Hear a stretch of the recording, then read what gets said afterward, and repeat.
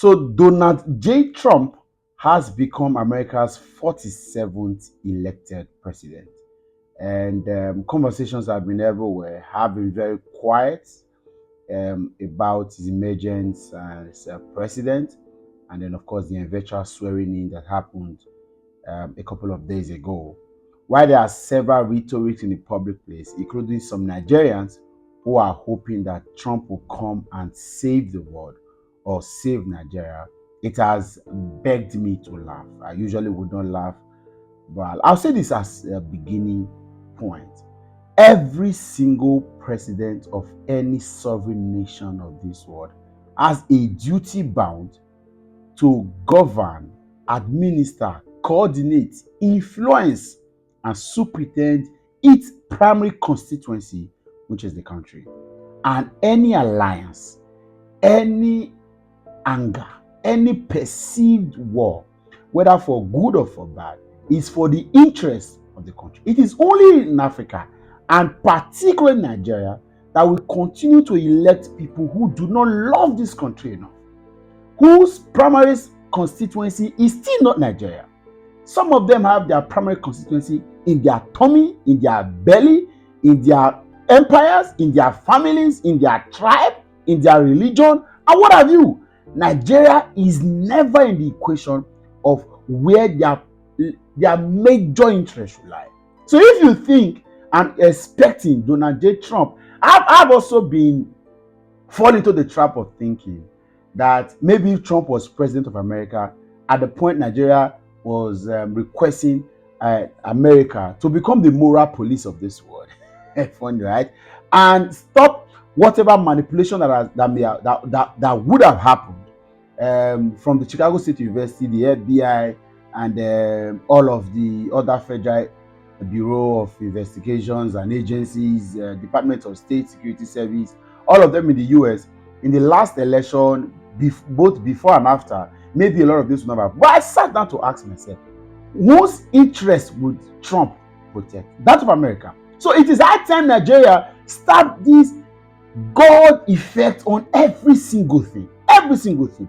To the point that we pray that the crisis in Mali, see, smaller countries, with due respect, are taking up serious burden to liberate their countries. Unfortunately, the same liberation that countries like Burkina Faso, Mali, Chad, Niger, right, are seeking. Nigeria is entering such bondage in the 21st century. Even I don't want to agree.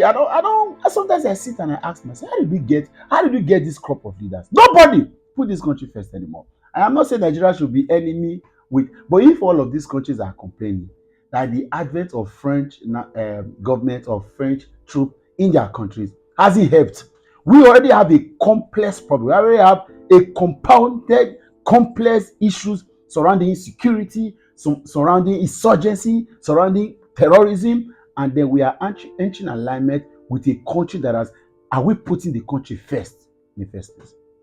Indeed, if we want to solve Nigerian security problem, what do we need to tackle? It is a political problem first and foremost. We are not tackling this political problem. We want to, and so a lot of this mirage happens. So all of you praying for Trump, all of you want is good. I may not be a regular fan of Donald Trump. I'm not a lot of these guys who think Trump is everything after sliced bread. I'm not. But like I tell myself, Trump is going to help his country.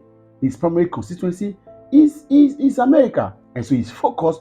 So even if a devil would come into power as president of Nigeria, but that devil will become an angel for the American government, Trump would align. So we need to begin to own up, because a lot of this miracle seeking, godly intervention, manna interest or manna like interest that we are seeking would never work.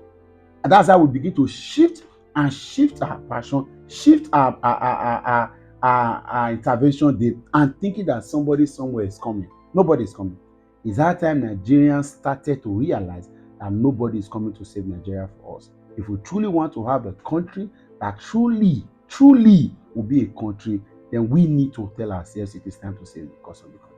Because a lot of these things are getting to me, and I think that we are yet to understand. And it's painful that in 2025, a country as educated, enlightened, brilliant, intelligent, smart as us would continue to shift the expectation of salvation or redemption to an individual, to an entity, to another. Just the way we blame societies. I've been in conversations where Britain is being declared to be the problem of this country. Oh, they so does this. Oh, and I've argued, is it only Nigeria that Britain colonized?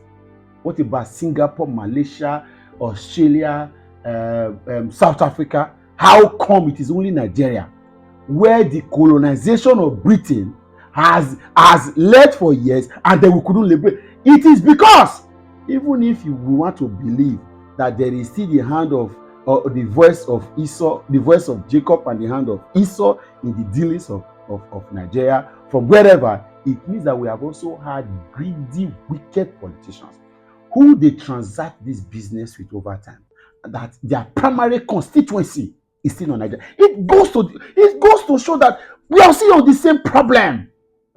We are still dealing with the same one of a kind issue, but then we are dreaming around it.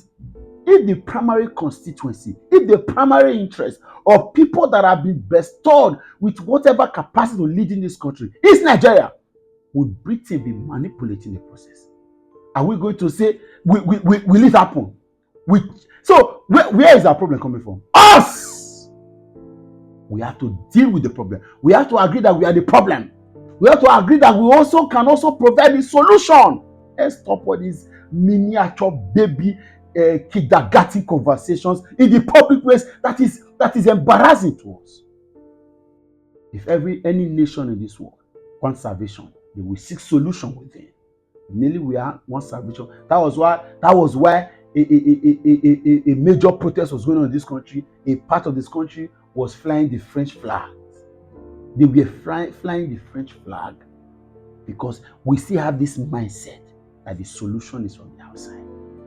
The solution. That's how people are being told to pray rather than seek for eternal salvation of our electoral and justice system. Pray. And then when you stand against it, say you are fighting the church. When a man says no, it is time we begin to convert this time of prayer into actionable intervention to requesting. Prayers will see a lot of the things. See, God give you brain, make it for rest. God gave us brain so that it can rest. Unfortunately, for those of us in Nigeria, we have brain, we suspend it, and then we are still disturbing God. The amount of prayers we pray to God every blessed day in this country is enough to cause salvation. It means that God has empowered us enough for solving this problem. But we are thinking that there's a problem somewhere. What have we not ascribed to being the problem? I have a pastor friend who believes that there is a hand of devil in the affairs of this country. When are we going to remove this hand? With all the level of men of God we have in this country, the amount of Christians we have in this country, the amount of Muslims, is it the belief about traditional worship? Yet the devil has got a way. It means that devil is too powerful. Then we should forget about this country. We should forget about the country. People believe that Barack Obama is Satan. People believe such. They say he's the Lucifer we are waiting for. He's the Antichrist we are waiting for. But a man called Donald Trump defeated him and his alliances in America. But here, as I talk to you now, we continue to shift the blame and shift solutions. We are shifting blames and shifting solutions. Today it is this one, tomorrow it is that one, today is this one, tomorrow is that one. When are we going to realize that nobody is actually coming to save us? First, we need to identify our problem. Our problem is not devil. There is no spiritual cause on Nigeria from anywhere. We are not the generation of harm that was caused. If we were, all other African countries will also cause, not be Nigeria. I said to you, now show me for Bible. It is high time Nigerians realized that only salvation that can save us will come from us. This Donald Trump rhetoric should stop immediately. Donald Trump is fighting for his country. He's fighting for his country. No city president will put another country's interest over the interest of their country. Only in Nigeria we elect demons whose interest is their belly, their tribe, their religion, and will give them power to superintend the resources of this country to better of that particular interest. And we know that this person is coming to serve their interest. But of course, we are who we are, so that we will give them that office and they come back and begin to look for where the problems are not. Though we Ojinora Magali Lomagwale, that is where we are. We must stop this Agbaya system and be smart. We cannot be cowards for all of the time. It's time we grow. Nigerians grow! Grow!